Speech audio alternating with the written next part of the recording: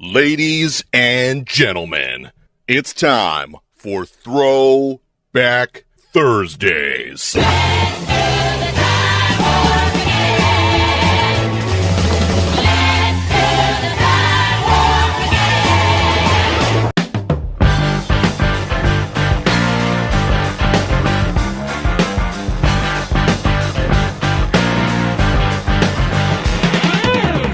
You are listening to 104.1 KQTH, Tucson's News and Talk. I am the beautiful man. The sexy sidekick is close at hand. Mr. Charles in charge, taking your calls at 751-1041. We have Yolanda Weinberger in studio, my friends. This is Throwback Thursday, the day where you, the listening audience, gets to participate in the James T. Harris Show. You can find the Throwback Thursday request thread on my Facebook page at Ross Williamson. Anything from the 1960s, 70s, 80s, and 90s.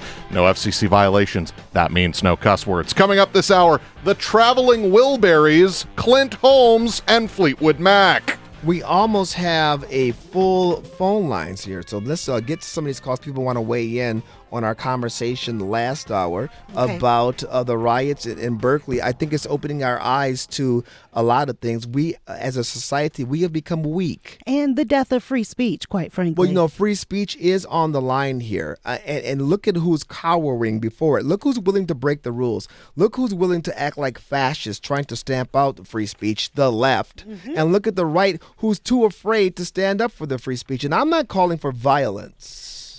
I'm not calling for violence, but I'm saying if we need to be prepared in this day and time, if they're going to start some, there will be some. You have to have boundaries, and the Constitution lays out our boundaries. I am also calling on the police to do their damn job. Okay, James, but you know what? If they're told to stand down, they have to stand down. Well, who did they take an oath to?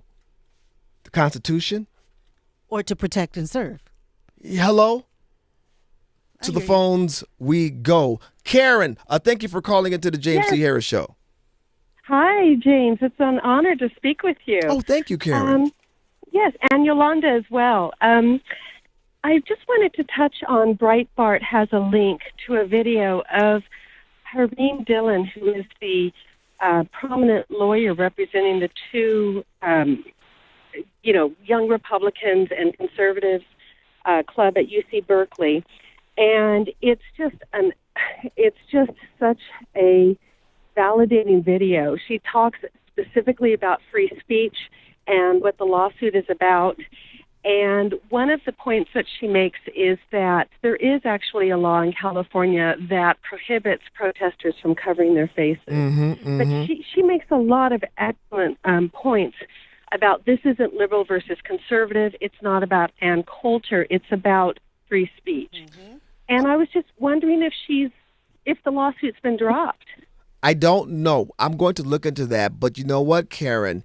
You bring up an excellent point. And it is so bad that you even have the ACLU weighing into this on behalf of Ann Coulter. Because freedom of speech, the First Amendment is the most important one we have. And even they realize, you have Bernie Sanders weighing in on the side of Ann Coulter. Why? Because even socialists in this country realize that freedom of speech is the linchpin to everything. Absolutely. And, she touches on that. It's funny. I'm listening to you, and I'm laughing because I'm thinking that's exactly what she says. This lawyer is brilliant, and her talking points are exactly what you covered on the show. She says, what? You know what you just alluded to. Oh gosh! I just want to pause and stop. I wanted my Wonder Twin to hear that.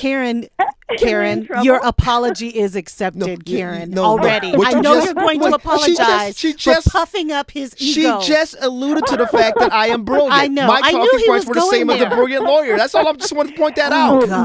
Listen. I am married to the smartest man, and I tell him. And it's so irritating because he's always right. Yolanda, I know what that's like. I feel your pain, Yolanda. The only problem is that I'm the one who's right. Oh my goodness! I'm sorry. We're now devolving. Let me let you finish your point, Karen. Thank you. Go ahead. Oh, sorry about that. No problem. No, I was just saying that this lawyer, she's so articulate and clear, And she just eviscerates them. She says, I never thought I would be on the side, Bernie Sanders and I would be on the same side. And she was also mentioning the ACLU. And she said at that point, the ACLU had not reached out to her, but apparently they've since come to the table. Yes, because this is how serious this problem is. Yep. And it's time for, to put the Play-Doh away, to put our little black costumes away. But we're talking about here our liberties. And so, yes, Karen, I'm going to check out that Breitbart article, find the brilliant lawyer that you mentioned. I guarantee you will fall in love. Oh, yes. I'm already in love. I'm in love. Karen, thank you very much for the call. It was an excellent call, except that she puffed up your ego. She didn't puff up my ego. She spoke the truth. Why are you upset with people speaking the truth? We're truth speakers here. Daniel, you're next on the James T. Harris Show. Welcome. Daniel, you are on the air. Oh, hello. How you doing, Daniel? I'm doing good, Mr. Harris. How you doing today? Fantastic.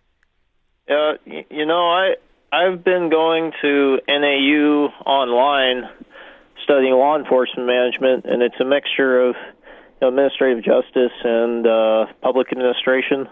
I've had plenty of time to look at the Constitution. This idea that you would pressure people to suppress their constitutional right in a public place, that cannot be allowed to take place. Right. This, even in the election, if you remember, there was a lot of violence against Trump supporters, and I don't remember a whole lot of violence against Hillary Clinton rallies. There were none. And to your point, Daniel, we also found out after the fact that the violence against Trump at his rallies was manufactured by the Hillary Clinton campaign. Yeah, I've heard that, and it's just very disturbing, because if you want to be represented, and you're saying that, this is my representation, then what you say is that I don't want to argue with any rhetoric. I just want to be right, and I want everybody else to shut up and just follow me. That's right. You want to be a dictator. You want to be a fascist, Daniel, and that's what we are battling right now. And I think that people need to open their eyes and be willing to sacrifice a little bit, because that's the only way that's going to be pushed back. The only way you're going to stop a bully is to bash them right in the mouth. And I don't think that's what we need to be doing, but we need to be prepared, because that's what they are literally doing to us. Thank you very much for the call. Let me go to Scott. Scott, welcome to 104.1 KQTH. Hi, James. Hi, Yolanda. A couple things, and I'll make them really quick. Okay. First of all, you are seeing the culmination of these kids that were never taught to have a discussion with someone. If they can't argue the point, they reach out with a fist. Second of all, when these protesters are not dealt with by the police, that means I cannot count on the police for protection. Therefore, I'm going to take steps to protect myself if I'm protesting against these Antifa, anarcho-communist little weenies. So that means if it comes back to the saying, I'd rather be judged by 12 than carried by 6. And I'm surprised that hasn't happened yet. I am really surprised that someone hasn't. Well, there was the one kid in Washington that got shot, but with as crazy as these protests are getting, I'm surprised no one I guess now that I think about it, all Antifa does this in gun-free zones. They're not complete idiots. They're doing all this on gun-free zones. Why? Because if they do it on a place where someone can carry a gun, someone will carry a gun. And if I'm getting hit over the head with a stick or getting kicked or getting pelted with a rock, yeah, that can kill me. That rises to a deadly force issue. Mm-hmm. And this is something that a lot of us, nobody wants to see that. Nobody wants to be in a position where they have to pull a gun on somebody. People don't want that. Like Weimar Germany back in the 20s before Hitler took, where you had literally warfare in the streets between the communists and the nationalists and the Free Corps of Germany. And finally, the colleges have to watch out, because to quote Reverend Wright, chickens are coming home to roost. Why do I want to send my daughter to college to put up with that crap? If she wants to get into business, there are businesses that offer internships. They offer other programs where you start at the company at a low level and you can work your way up. They will pay for college, or they will send you to seminars and courses and get you the knowledge that you need, instead of spending $50, $40, $80, $70,000 to get in debt to get brainwashed. In other words, I mean, you're absolutely correct about this. We're seeing it happen at Mizzou. Where was it a year and a half ago, where the football team refused to play, because of trying to bow to racist pressure. They saw their enrollment drop like a rock the very next year, and they're still suffering from it. I believe that that's what's going to start to happen to many of these public institutions, as parents like you realize, I'm not paying for this. I'm not paying to have my child indoctrinated. I'm not going to put my daughter's safety in jeopardy with a bunch of black-clad buffoons running around campus. That is completely over the top, and I think the repercussion is already underway. The backlash is already underway, Scott. Well, have a nice day, James. Thank you very much for the call, my friend. All right, let me go to Michael. Michael, welcome to 104.1 KQTH. Hey, what's up, James? I just wanted to say I think we could use Jesus as a great example here, and how he walked right into the temple courts, and talked about how the Pharisees were doing what they were doing wrong right in front of him, and he had no fear because he knew exactly where he was going after he passed away. And that's how we should act too. I think. You think we should go to the parade and make a whip of cords? A cord out of whips, or whip out of cords, and start just whooping people? Little cat of nine tails at the end of it with some bits of bone braided up out here. That's right. In the name of the Lord, whip it up. Whip it good. Yes. I don't know. We need to stand strong, and we need to say what we think, and that's.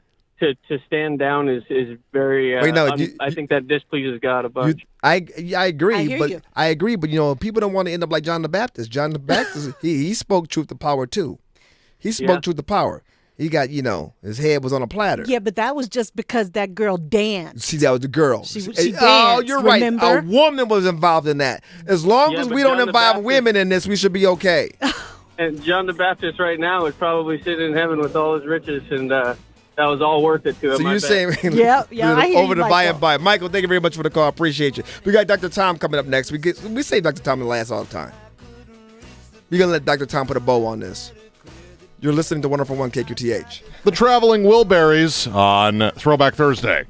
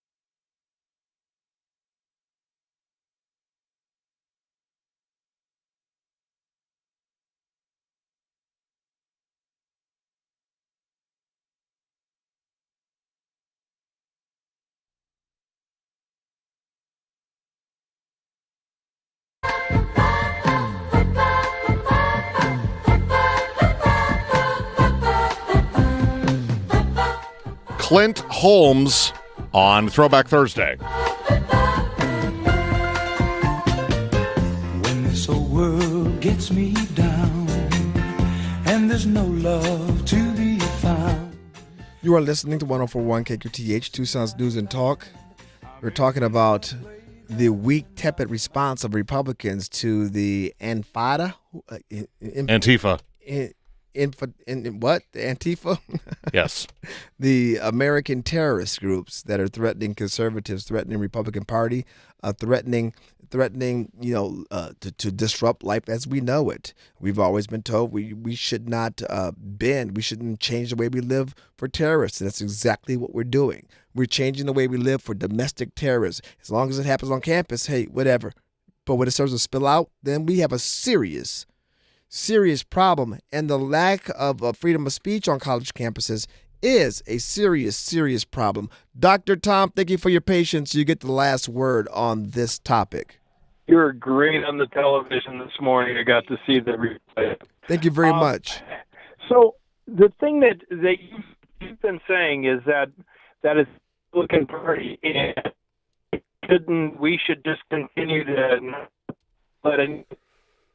Dr. Tom, your phone line is really. Oh, I'm so sorry. Can you call me back on a land? I shall. All right. I'll call you right back. All right, you're gonna have that, Dr. Tom, because we know Dr. Tom. Yeah. And he always has a cogent point.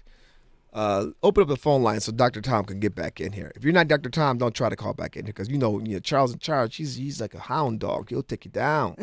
But if you're Dr. Tom and you're calling, Dr. Tom calls back here on the landline or something solid, we want to talk to him and let him complete his point. He was waxing poetically of how well this morning went on yes, on your GMA. Right, my GMA outing. With George Stump. George Stumpanopoulos. George Stumpanopoulos. No, the TV people who were setting up said that George Stephanopoulos is an extremely nice man. Oh, just good. so very, very nice. Good. His wife is a comedian, don't you know? Well, I'll just keep my... Have you heard? Did you see her performance? Mm-mm. Yeah, she's supposed to be. She's a comedian. I'm sure that's great. I don't know if she's an A-lister. Doesn't matter. Or you're gonna make another crack about George Stephanopoulos' size? That's not nice. No, I'm not. Okay. That's why I'm being quiet. Okay. Yeah. Okay. Hey, Charles, is that Dr. Tom on the line? All right, let me get to Dr. Tom here. Dr. Tom, thank you for calling back, my friend. Okay, there we go. Anyway, but the thing that happens is, remember, that was George Bush that said we should just continue as if this didn't happen. That did not occur during the Obama administration. We were just expected to sit back and let it go on. You're right about that.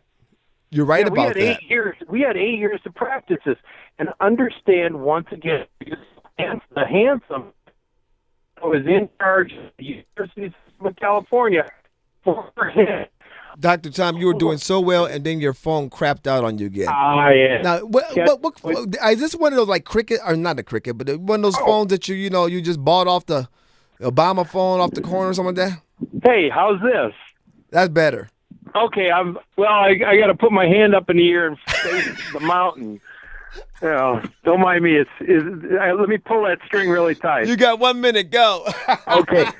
So, but with the Obama administration, we were told to expect and just sit back and just pretend that it wasn't happening. And all of this 100 days stuff, all of these protesters had 8 years to prepare themselves for this. You're right. 8 years of practice at community organizing. Exactly, and so they're waiting for so much difficulty so that when President Obama needs to come back and resume his reign. I tell you what, I don't know if you're joking about that. Every time I say that. We have Mika Brzezinski calling for them to bring President Obama back to be the leader of the party, to be the leader of the opposition. The problem is, as you say, we have the House and the Senate and all the presidency. The problem is the Republican Party the old guard of the Republican Party wants the status quo from before. You're absolutely correct about that, Dr. Tom. Thank you very much for the call. The establishment wants status quo. The establishment does not have the will for this battle. It's not going to stay that way. We're not ever going back. We can't go back. We have to move forward with a renewed commitment to our rights that are outlined in the Constitution. We're going to have to get some gumption. We're going to have to get intestinal fortitude. We're going to have to get cojones. We're going to have to put on our big boy and big girl underwear and go out and do what it takes to secure our liberties. Period. I agree with you, and I agree with your assessment, and I agree that something we can't go back, so something's going to have to break. When you said put on your big boy and your big girl underpants. Yeah, I did say that. Earlier today you had a great suggestion that I should come out with some James T. Harris like bling swag underwear. James T. Harris underwear. If I bought you a pair of James T. Harris underwear, Charles, would you wear it? He said he would. He said, well, come on down. I know Ross would. You wouldn't? What happens if I made it bling? What if I put Don't Ask, Don't Tell on it? A throwback? One-hit wonder. One-hit wonder for Ross. Draws. On Bling. his underwear? One-hit wonder. That's like an insult. I don't think so. You're listening to Wonderful One KQTH. What should I have for yours made up to say? But I would Wonder wear it. Twin? Oh, heck no. Fleetwood Mac on Throwback Thursday.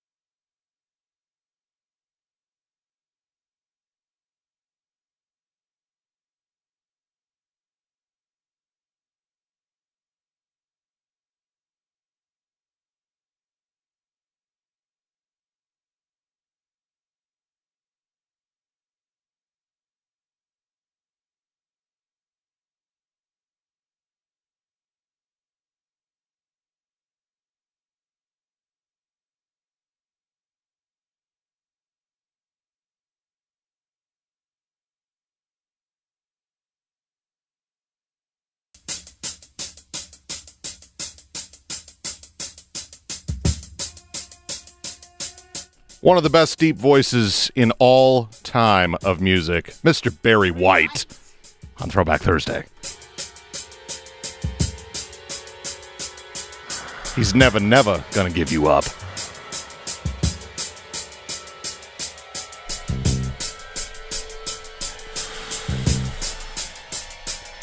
You're listening to 104.1 KQTH. This is the James T. Harris Show. Yolanda Weinberger here, and we are going to talk about tax reform. You know, we've been getting a lot of blowback, interestingly enough, from the left when it comes to tax reform. Now, obviously, anything that Donald Trump does, anything that a President Donald Trump does is going to get a whole bunch of spin, a whole bunch of blowback from the left side of the aisle.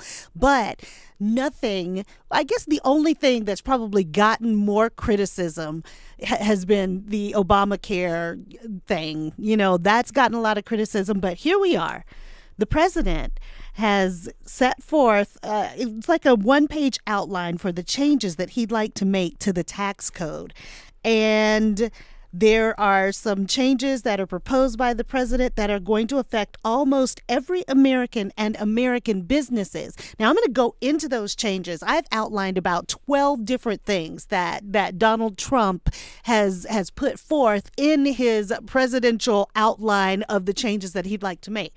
But before I tell you what those 12 things are, I would just like to point out that already the left has a narrative about this. They are saying, oh, well, this tax reform, it's not going to affect the middle class. It's not. I mean, where are you seeing in there that they haven't even looked at the outline? They haven't analyzed the effect. We've got media people who are not economists trying to spin this, and I'm here to give you the straight skinny. Here's the truth about it.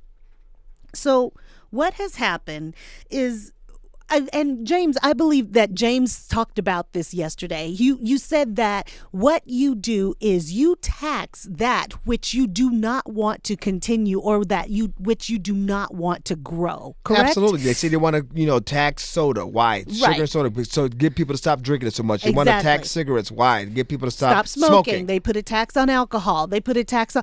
Okay, so with that in mind, let's talk about what is going on with the president's tax reform outline, because the high corporate tax rate, you remember, you tax that which you do not want, right? Mm-hmm. The high corporate tax rate keeps trillions of business assets overseas rather than returning them to America to be reinvested here. So if you have a high corporate tax rate, that would say to me that you don't want corporations operating in your country. Now, a lower business tax rate will discourage corporate inversions, and it will discourage companies from moving their jobs overseas.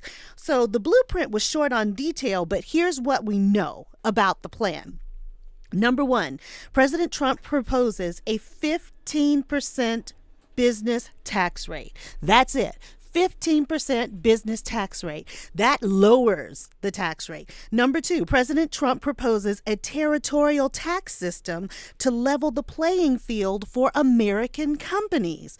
That's, and some people will call that protectionism. I say, fine, call it protectionism, because you protect that which you want to grow and increase. Hello? Okay. Number three, President Trump proposes a one-time tax on trillions of dollars held overseas. In other words, now you're going to get your 15% very nice low tax rate, and you want to bring that money that you had overseas back in here. I'm sorry, I'm going to have to tax you on it, but you're going to get to grow it. Okay, that. Now, number four, President Trump proposes to eliminate tax breaks for special interests. What? Let me say that again. President Trump proposes to eliminate tax breaks for special interests. Okay. Now, this is pro-growth, people. When you start to think about what he is taxing and what he's not taxing, then you understand that the inverse of that, or the other side of that, is pro-growth. But Democrats don't like that, because they say that, well, the wealthiest people, because the people who own corporations tend to be wealthy, right? Though the wealthiest Americans are gonna get cuts, and this is a conflict of interest for President Trump, because he actually owns something. That blows my mind. It's not a conflict of interest. It is, again, growing that or incentivizing that which we want to increase. All right, here's the next thing. Number 5. President Trump proposes to reduce the 7 tax brackets. We have 7 tax brackets, people. That's ridiculous. He wants to reduce them to 3. And those 3 tax brackets are going to be a 10% tax bracket, a 25% tax bracket, and a 35% tax bracket. That means, and it is going to benefit the wealthy, and it is going to benefit the poorest. It's probably going to affect a certain percentage of the middle class as well. We don't know what that looks like, because with all of this new incentive for growth, we're not sure where the middle class is going to shake out in that. So the people that are criticizing President Trump's tax plan because it doesn't affect them, we can't know that. We don't even know what the middle class looks like anymore, because President Obama nearly completely wiped them out. All right.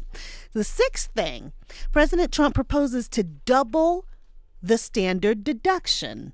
Doubling the standard deduction. That sounds like something that could affect the middle class to me. I don't know. I don't know why people are saying it's not going to affect the middle class. Doubling the standard deduction. Okay. President Trump, number 7, proposes to provide tax relief for families with child and dependent care expenses. Wait, tax relief for families with child and dependent care expenses. Okay, all right. That sounds like something that could affect the middle class. President Trump, 8, proposes to eliminate targeted tax breaks that mainly benefit the wealthiest taxpayers. In other words, he's trying to close some loopholes. He's proposing, but nobody points out that might be a conflict of interest. Oh, President Trump is doing something that might not allow him to make some more money. No, they're not arguing about that. Number 9, President Trump proposes to protect the home ownership and charitable gift tax deductions. Protecting home ownership. That means that's something that we want to grow. We know that home ownership fell under President Obama. Under President Trump, he wants to protect your home ownership and charitable gift tax deductions. Grow it. More people owning homes. Number 10, President Trump proposes to repeal the alternative minimum tax. Number 11, President Trump proposes to repeal the death tax. Oh my gosh! That's huge! That's huge. Hey, that's huge. How you doing? You have people who have farms. You have families with businesses. Yes. Once the owner dies, the parents die, all of a sudden you have to come together in your mourning and figure out how much you got to pay off. Right, what you got to sell to pay. Takes over. It's crazy. They get double taxed. Okay, that's right. So here you go. And then the last thing is President Trump proposes to repeal the 3.8% Obamacare tax that hits small businesses and investment income. So we want to encourage people to invest and to allow their money to grow. We want to encourage people to have health insurance and not disincentivize them. We want to grow. This is pro-growth, and pro-growth conservatives are quick to embrace President Trump's tax reform outline. One page, and it could shake out so very much. Now, the administration's proposal is so pro-growth. cutting rates, eliminating deductions puts the U.S. squarely on the path of sustained economic growth, and it allows small and mid-sized businesses to use a new 15% business tax rate. That's crucial to growth. If you don't have to pay taxes out the wazoo, whatever a wazoo is, then you can actually hire people. You bring jobs to the economy. This is the beauty of free market economy. Tax what you don't want and incentivize what you do want. That's what this tax reform bill does, or that's what this tax reform outline does. Well, yes, what they're proposing to do now, of course, this has to make its way through Congress. Yeah, it has to go through the House Ways and Means Committee, and they are expected to hold hearings, James, as the panel continues to develop legislation based on the House GOP blueprint. So there you have it. Ways and Means has to look at it. It has to go through Congress, but it's there. It's there, and I think it's darn good. I think it's a fantastic start. I do think it's a fantastic start. It's supply side economics. But there's no, wait a minute. Wait a minute. See, I don't know if you heard my show yesterday, but I can't talk about taxes without going on a major rant. This is why I saved this for you, because I can't even think the three rates, from 7 brackets to 3. Yeah, the 10%, the 15, the 35. I agree with you, James. I think that taxing income is absolutely wrong. I think it's unconstitutional, quite frankly. Yes. I really do. I'd rather see, like we had in Europe. When I lived in Europe, we had to pay a value-added tax. The VAT tax. No, the VAT tax is vile. That's what you had to pay. No, that taxes spending. It taxes. But it taxes every level of production. I mean, you want to talk about something being out of control. You don't have to tax every level of but production the Europeans with a VAT.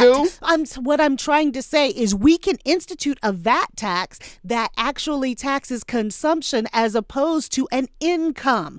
If I make it and I want to spend it, sure, you can tax what I spend. I guess they can go after anything. They could inflate anything. All I'm saying is, with the VAT tax, the sales tax you end up paying, I mean, they tax every stage of production. So by the time you go buy that Snickers bar, instead of it being 35 cents, it's going to be like $3 because they tax the peanut. You know what? They tax the sugar. They tax the company that I'm mixes so it together. sorry. I didn't ask you to do that. And cost it whatever. That's what the VAT tax does. You don't have to do a VAT tax like that. It doesn't have to be like that. Nobody says we have to do it, model it on Europe. All I'm saying is tax consumption. Don't tax my darn income. All right. We'll start with. I'll go with you with that.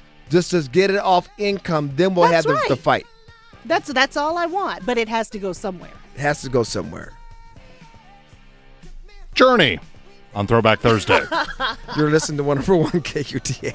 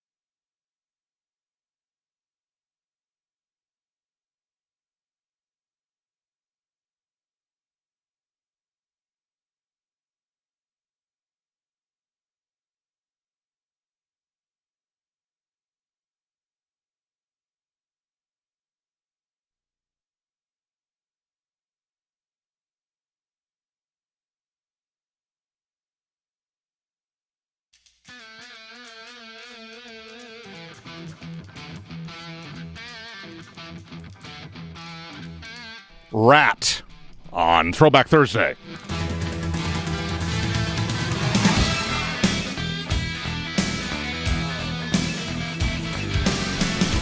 We are joined by the beautiful chief meteorologist for KGA 9, Erin Christensen, and you look like a rocker babe today. I do. You do in I that need black Ross's leather wig. dress. I should put on Ross's wig. No, we could just spike your hair up. Oh, well. I mean, yeah. Yeah, good luck with that. I don't have a whole lot of hair. I think a wig might do me wonders. Yeah. Oh, I didn't see your shoes. Oh my gosh, you wear the best shoes on top of everything. I'm such an Erin Christensen fangirl. You think so? I'm a fangirl.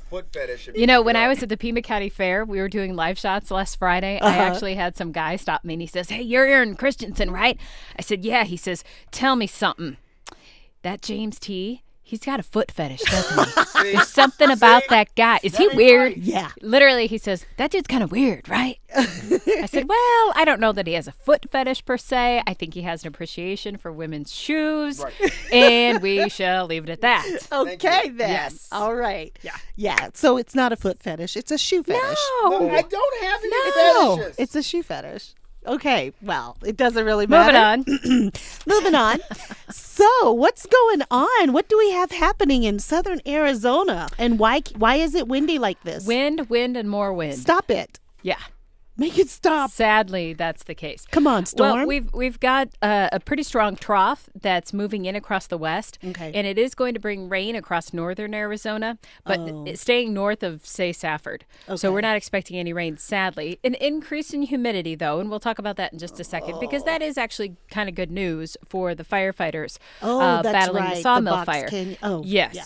The wind, on the other hand, definitely not going to be helping them out. Right, In right. fact, we have our red flag warning today, and just as we expected, what was a fire weather watch for tomorrow has been upgraded to a more serious red flag warning, basically all day. So we are expecting the wind to stay breezy overnight. And That's we're not expecting the good. gusts to pick up again tomorrow afternoon, close to 50 miles per hour. Wow. And then in addition to our fire weather concerns, in addition to the wind woes, blowing dust, also a big issue, especially on our roads. Never really good on a Friday or a Saturday, you know, when people are hitting the interstate and they're Sure. going on their weekend trips and stuff, because that reduces visibilities, obviously. Right. Temperature-wise, though, cooling down a touch. Will be at 85 tomorrow and then 76 by Saturday. The wind will Wow. still be an issue Saturday. And then Sunday back up to 82. We'll start to get a bit of a break from the wind come Sunday and Monday. But as far as the spot forecast, meaning the forecast directly at the fire for the sawmill, improving humidity, which is good because last night, well, just about 24 hours ago, humidity was running like 40% there. And now we're showing signs of it going up to about 50 to 60% come tonight. Every little bit helps. Yeah, it really does, Yolanda, because even though we'd, of course, like some rain, Yeah. the increase in the humidity, the moisture in the air, can be absorbed by the fuel for the fires. So essentially, it will slow the Sure. growth a little bit. Now, the wind, on the other hand, might counteract a little bit of good that the humidity is doing, because that's the wind Right. is still going to be very strong there. But at least we do have that aspect Yeah. that is showing some signs of improvement. Okay. Well, I certainly hope that things do kind of die down a little bit. Now, do you know the forecast all over the country, Erin?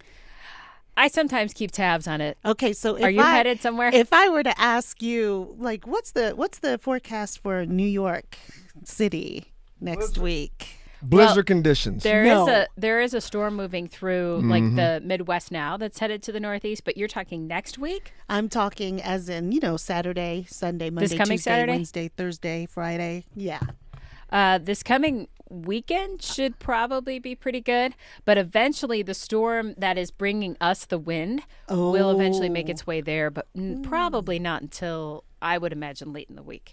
Okay. Middle to All end right. of next So week. I need to pack some So jackets. selfish. It might be one of those weeks where, it's kind of like summer and you're sweating the first couple days, and Right. then beyond that, Right. you might cool back down. Okay. All right. I'm heading out, and I need to pack some jackets. It sounds like layers is the way to go. Yeah. Okay. Well, that's the East Coast for you. Yeah, it is. Because if you get a front that moves through, I mean, that drops the temperature so quickly. Yeah. Okay. Well, don't say I'm selfish. You're just jealous. I'm not jealous. New York? Jealous. Please. I'm going to New York City. New York. No, New York is. Love it. Yeah. Yeah, it's fun. I can't wait. Yeah. But what else? See, if I said you were just so anxious to talk about New York City, you just forgot everything else. I Just did. New York City. Well, She didn't. We got in all the local we stuff. got the weather. You know, I actually know some people that had to be evacuated for the fire. Are they all right? They're all right, and miraculously, their home. There were 2 homes. It's a family compound. Their homes are okay. It was just like one of those things where the wind was blowing, and then all of a sudden it shifted. Mm-hmm. And I mean, but this is an amazing family, and I'm so glad that they were spared. But that's very, very scary stuff. Absolutely. And it just is a reminder that we live in the desert. We sure do. And it could take anything. Do they know what started that fire? They know it was human caused, but they're not. They have a hunch, but they're not specifically going on record as to what it was. But they have said that it was human caused. Okay. So please use caution with anything that can spark a fire. Anything. Yeah. All right. Well, You thank know, you so much, Aaron Christensen. The lovely Erin Christensen, my friends, where you can see her at 6:01 on KGA 9 on your side. Coming up next, I told you that this was going to happen, and now we're hearing it almost from the horse's mouth. Stay tuned. We'll give you a complete update on Fox News. You're listening to 104.1 KQTH.